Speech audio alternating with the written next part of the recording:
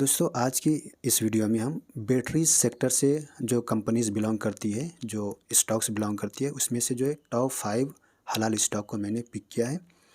तो हम पूरा जो है आगे डिटेल देखेंगे, यानी कि हम ज़्यादा फंडामेंटल की डिटेल में नहीं जाएंगे, लेकिन वो बाकी आपको उसका डिटेल देखना है, हम शॉर्टकट करके देखेंगे। तो आगे जितने भी स्टॉक्स डिस्कस होंगे वो मेरी तरफ से कोई भी रिकमेंडेशन नहीं रहेगा, सिर्फ ओनली एजुकेशनल पर्पज़ के लिए रहेगा, इसलिए कि मैं कोई सेबी रजिस्टर्ड इन्वेस्टमेंट एडवाइज़र नहीं हूँ। आपको कोई भी डिसीजन लेना है, आप खुद से रिसर्च और अपने रिस्क पर लेना है, या फिर कोई सेबी रजिस्टर्ड इन्वेस्टमेंट एडवाइज़र या फिर रिसर्च एनालिस्ट के एडवाइस के बाद ही लेना है। ओके। इस लिस्ट में जो सबसे पहली कंपनी है, उस कंपनी से हम सब वाकिफ़ है, उसका नाम है HBL पावर सिस्टम लिमिटेड। तो कंपनी का काम है बैटरीज जो है मैन्युफैक्चरिंग करना, और इसका करेंट मार्केट कैप देखेंगे तो 18,000 करोड़ की कंपनी है। इसकी अगर पी रेशो की बात करें और इंडस्ट्री से अगर कंपेयर करेंगे तो पी रेशो के हिसाब से देखें तो एक ओवर वैल्यूड बोल सकते हैं।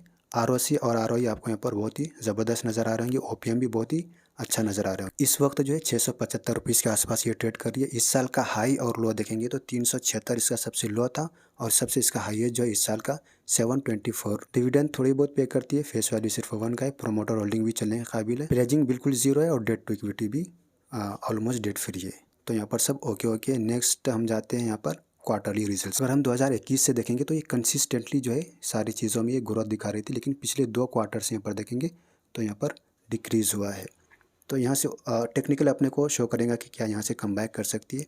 और इसी तरह अगर हम प्रॉफिट और लॉस अगर 2020 के बाद देखेंगे, उससे पहले तो ये एक ही रेंज में चल रहे थे, 2020 के बाद आपको सारी चीज़ों में कंसिस्टेंट आपको यहाँ पर नज़र आ रहे होंगे। यहाँ पर देखें नेट प्रॉफिट में 14 से अभी यहाँ पर करेंट देखेंगे तो 327। मैंने आज से 1 साल पहले इस कंपनी को मैंने डिटेल एनालिसिस किया था, और जब से अगर अभी भी करंटली थोड़ा डाउन में है, अभी भी थोड़ा डाउन में है अभी, इसके बावजूद जो है 450% प्लस जो है पिछले 1 साल से ये रिटर्न्स दे चुकी है।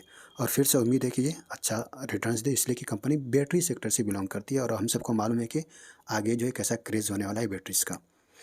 रिजर्व्स देखेंगे तो कंपनी के पास अच्छी खासी रिजर्व्स है, और इसी के साथ बोरोइंग भी कम है, और इसको डिक्रीज़ कर रहे हैं, ये भी एक पॉजिटिव साइन है। हम फटाफट नीचे जाते हैं शेयर होल्डिंग पैटर्न पे। शेयर होल्डिंग पैटर्न भी अच्छा है, थोड़ा सा यहाँ पर अपने स्टेक को डिक्रीज़ किया है प्रोमोटर्स ने, बहुत ही कम किया है, मतलब 0.01%। और यहाँ पर एफआईज ने इंक्रीज़ किया है और डीआईज ने यहाँ पर डिक्रीज़ किया है। तो सब चीज़ यहाँ पर ओके ओके बोल सकते हैं। शरिया कंप्लाइंट में देखेंगे तो सारी चीज़ों में पास है, और इम्पॉर्मेंटेबल इनकम भी इसमें बहुत ही कम रिमूव करने होंगे, जो कि अपने लिए एक अच्छी बात है। अब हम इसका देखते हैं टेक्निकल। हम जो है डायरेक्ट अपस्टॉक पे यहाँ पर एप्लीकेशन भी देख रहे हैं, और मैंने यहाँ पर ट्रेडिंग व्यू को मैंने सेलेक्ट किया हुआ है। तो सबसे पहले हम लॉन्ग टर्म के पर्पज़ से देखते हैं कि यार इसमें अभी टाइम परफेक्ट टाइम है क्या लॉन्ग टर्म के। अगर हम इसको लॉन्ग टर्म के पर्पज़ से अगर स्टडी करना चाहें तो यहाँ पर देखें तो बहुत ही पहले यहाँ पर क्रॉस ओवर दे दिया था, और उसके बाद यहाँ पर देखेंगे अच्छा खासा रिटर्न्स दिए थे। सॉरी, मैंने बोला था कि ये नीचे गया था, लेकिन पिछले 2 महीने से फिर पॉजिटिव है। लेकिन लॉन्ग टर्म के पर्पज़ से जैसे मंथली के टाइम फ्रेम में अपन देखते हैं तो उस हिसाब से यहाँ पर बहुत ही महंगा बोल सकते हैं। लेकिन एक चीज़ कर सकते हैं कि ये वाले अगर लेवल को ब्रेक करती है और यहाँ पर ये जो रेड लाइन को CCI क्रॉस करती है तो फिर एक मौका बन सकता है। ठीक है, अब यहाँ पर तो पॉजिटिव है, तो अपनी जो नेक्स्ट स्टेप है मिड टर्म की पर्पज़ है, यानी कि जब हम यहाँ पर वीक के टाइम फ्रेम को चेंज करते हैं तो वहाँ पर देखेंगे कि क्या यहाँ पर अपने को मौका मिल रहा। तो यहाँ पर देखेंगे यहाँ पर बेहतरीन मौका देखने को मिल रहे हैं। जैसे कि सबसे पहले तो ये जो लेवल है ना, इसको ब्रेक करना चाहिए। जब तक ये ब्रेक नहीं करती है तो ये इसी रेंज में घूमेगा, या फिर यहाँ से आप प्रॉफिट बुकिंग भी देखने को मिल सकते हैं। तो ये लेवल को ब्रेक करने का वेट करना बेहतर रहेगा। ठीक है, बाकी यहाँ पर देखेंगे तो यहाँ पर क्रॉस ओवर हो गया है, और CCI तो बहुत ही पहले ही क्रॉस ओवर दिया है, और RSI देखेंगे तो 70 की रेंज से नीचे है, लेकिन यहाँ पर ये देखेंगे फ्लैट है। तो जैसे ही इसका मुंडा ऐसा अप में आता है तो अप में आने का मतलब ये है कि ये भी जो है इसको ब्रेक कर देंगे।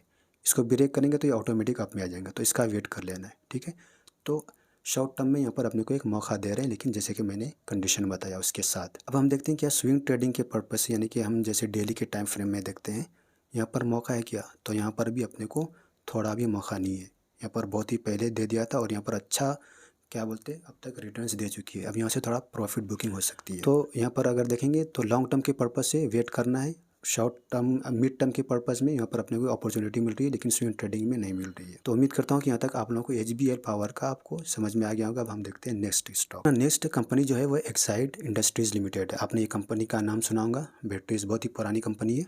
कंपनी जो है सारे टाइप के बैटरीज बनाती है, जैसे कि 2 व्हीलर, 4 व्हीलर और 3 व्हीलर यानी कि रिक्शा वगैरह, उसकी भी इलेक्ट्रिक की जो बैटरीज होती है, इलेक्ट्रिक व्हीकल्स, सारी ये कंपनी मैन्युफैक्चरिंग करती है। एक लार्ज कैप की कंपनी है, यानी कि 29,000 करोड़ की कंपनी है। स्टॉक की पी और इंडस्ट्री से अगर देखेंगे तो थोड़ा महंगा है। ROC और ROI आपको यहाँ पर बहुत ही ख़राब नज़र आ रहे हैं। इस वक्त अभी 467 रुपीज़ इसका करेंट शेयर प्राइस है। इस साल का हाई और लो देखेंगे तो 278 था इसका सबसे लो, और 620 इसका सबसे हाई था। इसी तरह डिविडेंड थोड़ी बहुत पे करती है, और फेस वैल्यू सिर्फ 1 का है। प्रोमोटर होल्डिंग सिर्फ 46 है, जो कि एक कम है। प्लेजिंग बिल्कुल 0, अच्छी बात है। डेट टू इक्विटी भी यहाँ पर बहुत ही अच्छा है। प्रोमोटर होल्डिंग में अगर हम देखते हैं कि FIS का स्टेक ज़्यादा है। क्वार्टरली रिजल्ट्स में हम यहाँ पर देखते हैं तो ओवरऑल तो यहाँ पर ज़्यादा आपको ये यानी कि अप एंड डाउन नज़र नहीं आ रहे होंगे। वोलेटिलिटी जो बोलते हैं वो आपको ज़्यादा नज़र नहीं आ रहे होंगे, यानी कि कंसिस्टेंट है। प्रॉफिट और लॉस अगर देखेंगे ईयर ऑन ईयर, तो यहाँ पर देखेंगे बहुत ही कंसिस्टेंटली ये अप ट्रेंड में जा रही है। ईयर ऑन ईयर देखेंगे, और सारी चीज़ें ऑपरेटिंग प्रॉफिट और इन सारी चीज़ों में भी। ठीक है, मैं थोड़ा फटाफट कर रहा हूँ, बाकी आपको जो है सही से देखना है विजिट करके स्क्रीनर पे। बोरोइंग देखेंगे तो बोरोइंग इंक्रीज़ किया है और बहुत ही ज़्यादा है, लेकिन कंपनी की मार्केट कैप के हिसाब से और रिजर्व्स के हिसाब से देखेंगे तो बहुत ही कम है। इसको इग्नोर करते हैं, हम डायरेक्ट आते हैं शेयर होल्डिंग पैटर्न। जैसे कि हमने देखा कि प्रोमोटर्स के पास तो कम है, लेकिन यहाँ पर FIS और DIS के जो इंस्टीट्यूशनल इन्वेस्टर है उनके पास जो है ज़्यादा है। स्टेक्स का अगर देखेंगे तो FIS ने अपना यहाँ पर डिक्रीज़ किया है और DIS ने थोड़ा सा यहाँ पर इंक्रीज़ किया है। इसको भी ओके बोल सकते हैं। तो इसका इस तरह से फंडामेंटल है। टेक्निकल देखते हैं अब इसका, इससे पहले हम देखते हैं शरिया कंप्लाइंट। तो ये भी कंपनी जो है बिल्कुल हलाल है, जैसे कि मैंने शुरू में बताया था कि पूरे पाँचों जो है हलाल स्टॉक को मैंने सिलेक्ट किया है, और इसमें से भी इम्परमिसिबल रेंट का बहुत ही कम रिमूव करने होंगे। तो टेक्निकल हम यहाँ पर देखने के लिए आ गया। अब स्टॉक्स पे सबसे पहले हम देखते हैं लॉन्ग टर्म के पर्पज़ से। तो यहाँ पर देखें कि लॉन्ग टर्म के पर्पज़ से अभी अपने को कोई भी चांस नहीं है लॉन्ग टर्म के पर्पज़ से। ठीक है, ये अगर इसको यहाँ पर ब्रेक करती है और यहाँ फिर से ये पॉजिटिव बार क्रिएट होता है, तो हम इसको लॉन्ग टर्म के पर्पज़ से देख सकते हैं। क्या शॉर्ट टर्म में है अपने को, यानी कि मिड टर्म में, वीकली टाइम फ्रेम में। तो यहाँ पर देखें कि बिल्कुल अभी जस्ट यहाँ पर CCI जो है इसको रेड लाइन को क्रॉस किया है। तो एक शॉर्ट टर्म के पर्पज़ से इसको स्टडी कर सकते हैं। और क्या अपन स्विंग ट्रेडिंग के पर्पज़ से जा सकते हैं? तो बिल्कुल नहीं। यहाँ पर देखेंगे ऑलरेडी अच्छा रिटर्न्स दे चुके हैं। तो नेक्स्ट देखते हैं, नेक्स्ट कंपनी है, उसका नेम है Amara Raja energy and mobility limited. 1.5 kilometre इसका नाम है। कंपनी का मार्केट कैप देखेंगे तो ये भी एक लार्ज कैप की कंपनी है। इसका स्टॉक की पी और इससे देखेंगे तो पी रेशियो के हिसाब से एक अंडर वैल्यूड बोल सकते हैं। ROC की तो अच्छा है, लेकिन ROE यहाँ पर आपको थोड़ा कम नज़र आ रहे होंगे। करेंट शेयर प्राइस 1300 रुपीज़ के आसपास ट्रेड कर रही है। इस साल का हाई और लो देखेंगे तो 728 रुपीज़ इसका सबसे लो गया था इस साल, और 1776 इसका सबसे हाई गया था। थोड़ी बहुत डिविडेंड पे करती है। फेस वैल्यू सिर्फ 1 का है। प्रोमोटर होल्डिंग बहुत ही कम है। FIS और DIS का भी देखेंगे आगे हम, और प्लेजिंग बिल्कुल 0 है, और debt to equity almost debt free है। क्वार्टरली रिजल्ट्स में यहाँ पर आपको थोड़ा अप एंड डाउन नज़र आ रहे होंगे, लेकिन ज़्यादा वॉलेटिलिटी नहीं है। बाकी यहाँ पर ओके है। और अब हम देखते हैं profit and loss year on year की। 2013 से देखेंगे तो इसका सेल्स 3000 करोड़ के आसपास थी, और अभी यहाँ पर देखेंगे तो 11,000 है। ऑलमोस्ट 3 गुना बढ़ा है, और सारे चीज़ों में भी आपको यहाँ पर एक कंसिस्टेंट आपको नज़र आ रहे होंगे। ठीक है, बाकी डिटेल आप ज़रूर देखें। रिजर्व्स अच्छी खासी है। बोरोइंग थोड़ा इंक्रीज़ किया है, लेकिन फिर भी बहुत ही कम है। तो यहाँ पर DIS और FIS का यहाँ पर आपको स्टेक अच्छा नज़र आ रहे होंगे। DIS ने थोड़ी सी सेलिंग की है, लेकिन यहाँ पर FIS ने बाइंग की है। DIS ने और FIS ने सेलिंग की है। ओके। शरिया कंप्लाइंट में यहाँ पर देखेंगे तो ये भी सारी चीज़ों में पास है। तो सबसे पहले हम लॉन्ग टर्म के पर्पज़ से देखते हैं कि लॉन्ग टर्म में इसमें कुछ है क्या। तो यहाँ पर देखेंगे तो इसका भी वही कंडीशन है कि लॉन्ग टर्म के पर्पज़ से अभी इसमें नहीं सोच सकते, लेकिन ये एक चीज़ है कि यहाँ पर एक हेल्दी करेक्शन हो चुका है। तो यहाँ से अगर कम बैक करती है तो अच्छा रिटर्न्स की। मिड टर्म के यानी कि वीकली टाइम फ्रेम में हम देख रहे हैं, तो यहाँ पर देखेंगे इसको भी क्रॉस ओवर किया नहीं है। तो ये वाला जो कैंडल है इसको ग्रीन में होने का वेट कर लें, तो यहाँ पर एक चांस मिल सकते हैं। अब हम देखते हैं क्या अपने को इसमें, नहीं इसमें भी नहीं है। स्विंग ट्रेडिंग के पर्पज़ से भी इसमें अभी नहीं जा सकते।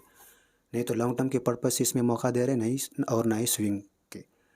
थोड़ा सा मौका दे रहे हैं तो वो मिड टर्म के, जैसे कि मैं आपको फिर से बता देता हूँ, वीक के टाइम फ्रेम में जाएंगे। लेकिन बट इसको क्या करना है, इसको ब्रेक करना, और ये जो RSI है इसको ऐसे अप में आने का वेट करना है। ठीक है, यहाँ तक अगर आप साथियों को थोड़ा सा भी वीडियो इन्फॉर्मेटिव लगा है तो आप वीडियो को ज़रूर लाइक करें, चैनल को सब्सक्राइब भी ज़रूर कर लें। अपनी जो नेक्स्ट कंपनी है उसका नाम है ever ready industries India limited. ये भी बहुत ही पुरानी कंपनी है और यहाँ पर देखेंगे तो बहुत ही ज़्यादा पुरानी है, 1934 की ये कंपनी है। खैर हम इसका मार्केट कैप देखेंगे तो सिर्फ 2000, यानी कि एक छोटी कंपनी है, 2700 करोड़ की कंपनी है। स्टॉक की पी और इंडस्ट्री अगर देखेंगे डिफरेंट बता रहे। इसका वजह ये हो सकता है कि कंपनी के जो है अलग अलग सेगमेंट में भी काम होता है, तो उस हिसाब से स्क्रीनर जो है यहाँ पर ले लेता है। आरओसी और आरओई देखेंगे तो एक चलने के काबिल है। करेंट जो है करेंटली 382 रुपीज़ के आसपास ये ट्रेड करिए। इस साल का हाई और लो देख सकते हैं यहाँ पे। डिविडेंड थोड़े बहुत पे करती है, फेस वैल्यू 5 का है। प्रोमोटर होल्डिंग भी इसका कम है और प्लेजिंग यहाँ पर थोड़ा क्रेश है लेकिन ज़्यादा नहीं है, और डेट टू इक्विटी थोड़ा यहाँ पर ज़्यादा बोल सकते हैं। क्वार्टरली रिजल्ट्स में आपको बहुत ही अनसर्टेनिटी नज़र आ रहे होंगे। सेल्स में तो ज़्यादा फर्क नहीं, लेकिन प्रॉफिट्स जितने हैं उसमें बहुत ही ज़्यादा, कभी माइनस में तो कभी 25 करोड़, कभी 8 करोड़, तो कभी अभी देखेंगे करंटली तो थोड़ा पिछले क्वार्टर से इनको थोड़ा बेटर नेट प्रॉफिट हुआ है।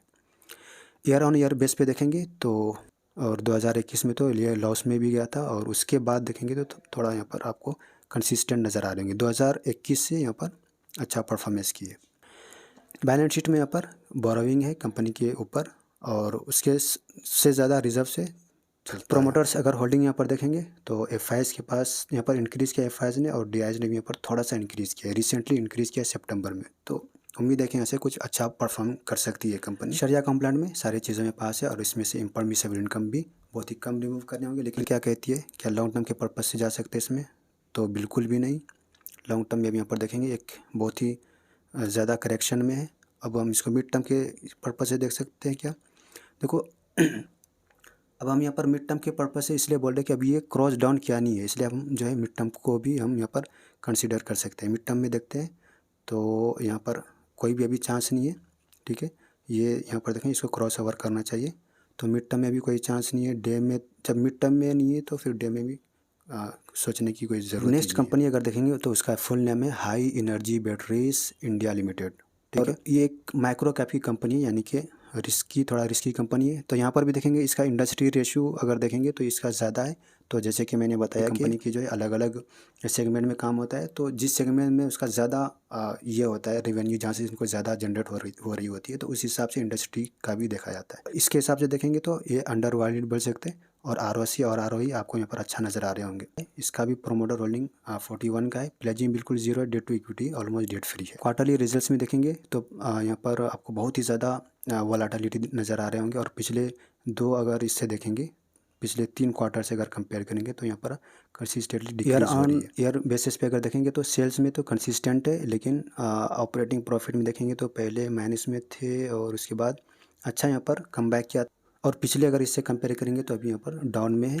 कंपनी के पास रिजर्व्स है अच्छे खासे और इंक्रीज़ हो रहा है, और यहाँ पर बोरोइंग भी कम। यहाँ पर आपको डीआईएस नज़र नहीं आ रहे होंगे, सिर्फ आपको एफआईएस यहाँ पर नज़र आ रहे होंगे 5.99 स्टेक के साथ। तो इतनी छोटी कंपनी में एफआईएस का यहाँ पर रहना, ये भी एक बड़ी बात है। शरिया कंप्लाइंट देखते हैं तो यहाँ पर सारी चीज़ों में आपको पास नज़र आ रहे होंगे। तो हम सबसे पहले इसका देखते हैं कि लॉन्ग टर्म के पर्पज़ से हम इसको यहाँ पर चेंज करके मंथ का टाइम फ्रेम में देखते हैं। तो यहाँ पर देखें कि बहुत ही भी माइनस में जा रहे हैं, यानी कि नेगेटिव हिस्टोग्राम बन रहे।